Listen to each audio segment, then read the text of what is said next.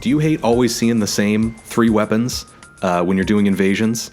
It's always the same 3 things. You're either seeing the great sword, the big colossal berserk gut sword. You're either seeing spears or you're seeing daggers. It's just people using daggers. And also, 4 weapons, and the katanas too. Rivers of Blood, Moonveil. Are you sick of that? Well, here's the answer. This is a little series that we're going to be doing here on this channel about some lesser known or lesser used weapons in invasions that I really love and that I've had a lot of fun with. Ones that I think more people should try out. Originally, this was going to be like one video that just had a bunch of different weapons in it, but I was streaming on Thursday and I got a bunch of great clips with the Watchdog staff. So that's the first one that we're going to be taking a look at here. I am trying to stream more consistently now, so every Thursday at 8 p.m. Pacific time, I will be streaming, I think mostly on YouTube, but there's links to my Twitch account in all of the video descriptions and my Twitter as well. I will always call it Twitter. I will never call it X because it's just Twitter to me. It's just Twitter. So if I ever stream on Twitch, I will tell you about that, but I think most of the time it's going to be streaming on YouTube.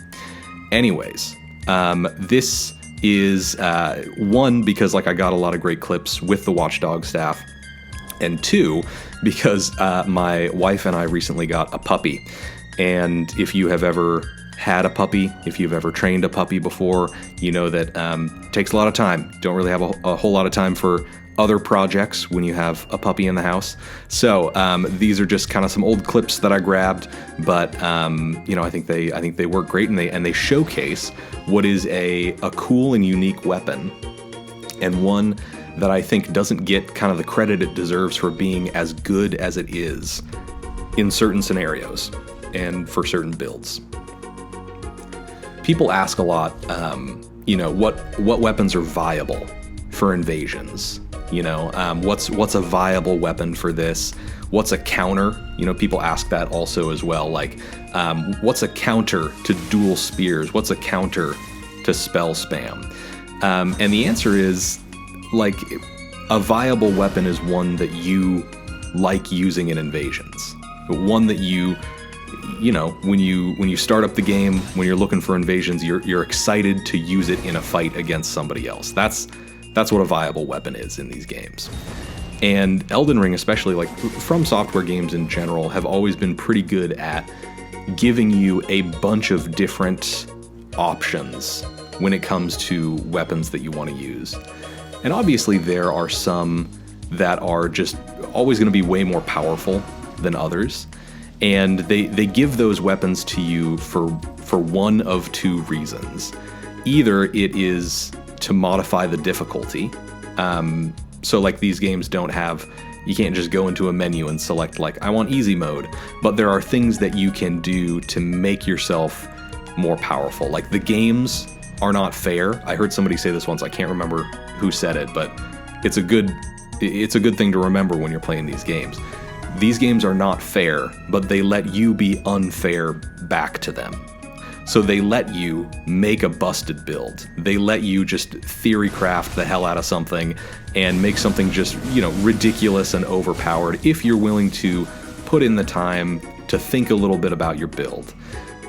So they're either giving you a super overpowered weapon to just say, hey, you know what? If you're struggling a little bit, you can just use this, and it's really, really good. Or it's kind of lore appropriate. So it's a weapon that's stupid powerful, but you can only get it near the end of the game, and then you mainly get play with it in like New Game Plus or something like that. Something like Rivers of Blood, actually, I think is pretty...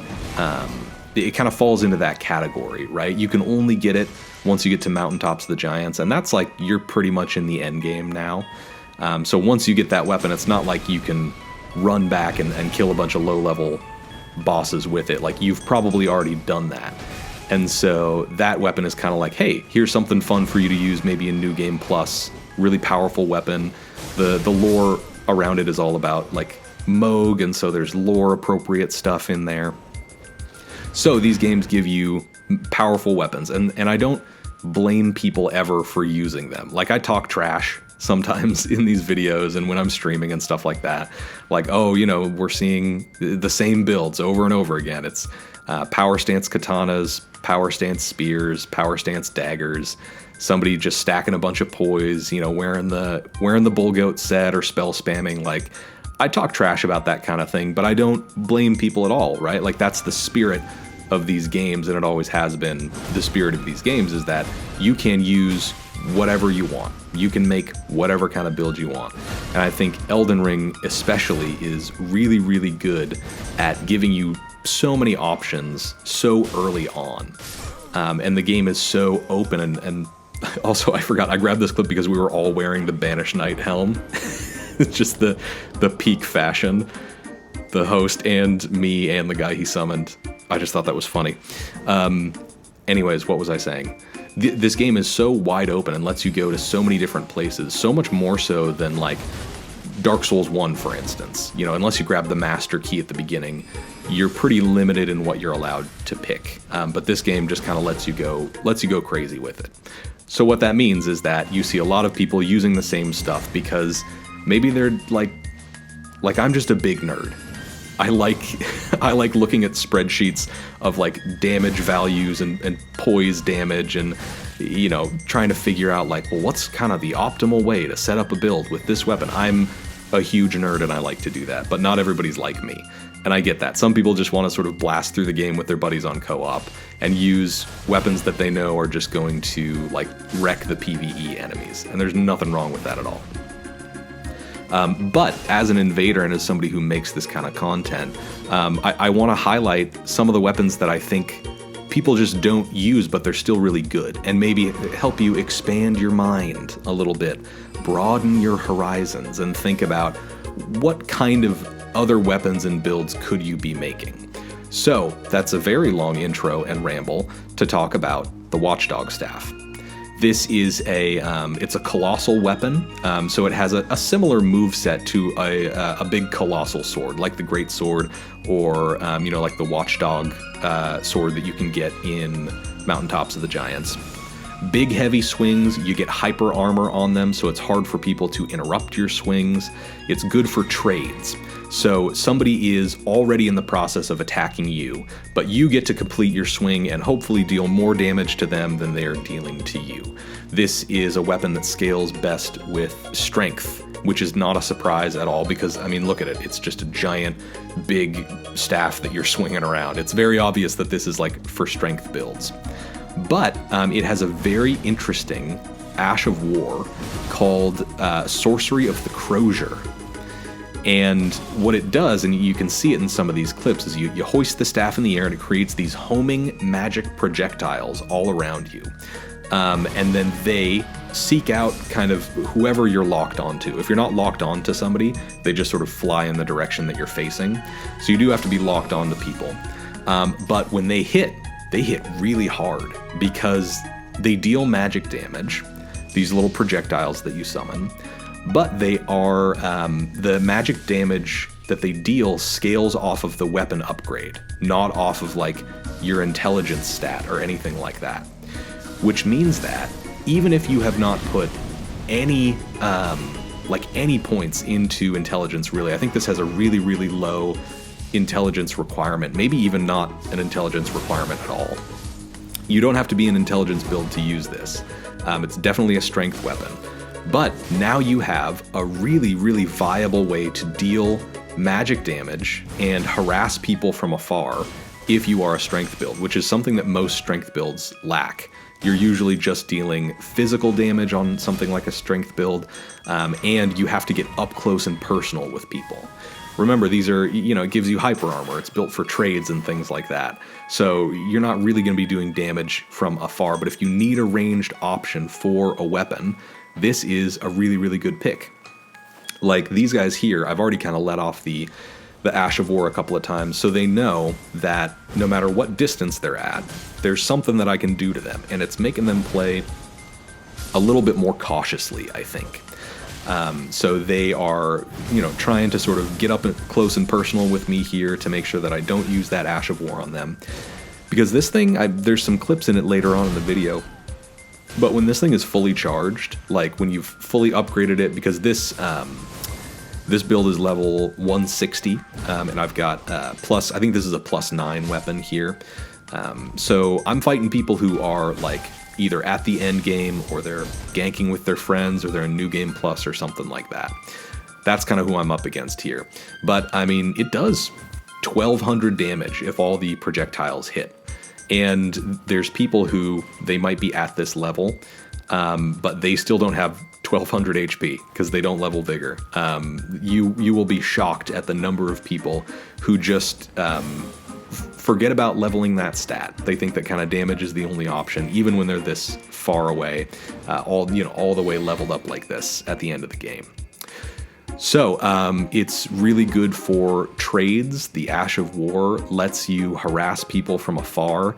I love this thing. Like, I had so much fun using this on stream. I don't know why I've never tried it before, but it really lends itself well to any kind of strength build. This is actually a quality build that I built so that it could use a bunch of different weapons, all of these sort of like forgotten weapons or things that I just don't see very often. So that's what this build is. I think it's like 25 strength, 25 dex, and 30 endurance, and I've got 60 vigor. So it's not like optimized at all. It's built to be able to use just like a wide range of different things. But with this build, we also have a couple of advantages for like long drawn out invasions like this. There's been some sped up parts here. This was like a 15-minute invasion or something like that. But we've got warming stones, and we've got bestial vitality, so some heal over time things. And because I just wanted this to end, we have a partisan with Black Flame Tornado. So it's always good to have a weapon on you for a build where you can just hit the delete button on somebody if you feel like it's going too long. So that's just kind of another thing we have stacked on here, not underused by any means. I think partisans are some of the most popular like spear type weapons. They've got a really cool R2, which is like a sweep, so you can kind of catch people off guard with that. But here's another clip for you. This is me invading a host whose name is Butt Sniff. And I put this on TikTok, and I got shadow banned. I got censored by TikTok because I said his name was Butt Sniff. I used to make fun of people who said stuff like that. They're like, oh, my post got removed, but I didn't say anything wrong.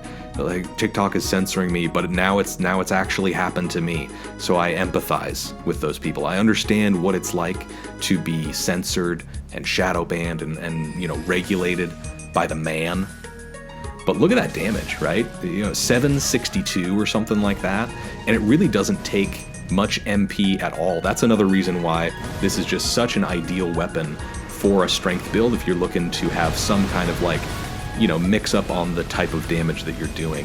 Because you can deal, if they all connect, like something like 1200 damage. Probably more if you upgrade it to +10. I'm just kind of a +9 now. And it hardly takes any MP or FP at all. I have like, I don't even know on this build, I've got like 13, like maybe 15 mined. It's not really, it's not a build that uses a whole lot of FP. But, whenever we pop off this Ash of War, Sorcery of the Crozier, just takes a little tick off of your bar, right? It's really not going to cost you that much, so you can use it a bunch, even if you're not a build that's like focused on doing that kind of casting or using spells or things like that. And in addition to that, we have in our Physic, we've got kind of the classic combo. We've got the tier that gives you additional poise, like almost infinite poise, basically, for like 10 seconds or something. And then the one that converts magic damage into health. So if people are spamming spells at you, that's a really good solution there. The magic damage to health one I think is called the... Oh, don't quote me on this, but I'm pretty sure it is the Crimson Whirl Bubble tier. And then I can't remember what the Poise tier is, but that one you can find pretty early on. The Crimson Whirl Bubble tier is, you can find it in Mountaintops of the Giants. I also edited this footage because this was another like 15-minute invasion where people were just chasing me, and I didn't want to die, and I didn't want to give up, so I was being petty. just sort of running away and hiding from them down by Castle Soul and then running back up. But then they started fighting the Deathbird here, so I tried to seize my opportunity to try and make something happen here. And you'll see them go for something that I thought was pretty funny here. One of them goes for a backstab, and it ends up poorly for them. Not that guy, but in a couple of seconds here. Sometimes backstabs are not good, actually. They put you in a bad position rather than putting you in a good position. Again, kind of, leaping Vike's War Spear. That's another one of those that we see all the time. Easily punished. If you're looking to, backstab punish, if somebody has Vike's War Spear, you can pretty reliably get that. But here we go, right? The backstab. But they just get lit up, and now they're standing as soon as their immunity ends in a bunch of that, fire that the Deathbird summons. So, GG. There you go. That's the video.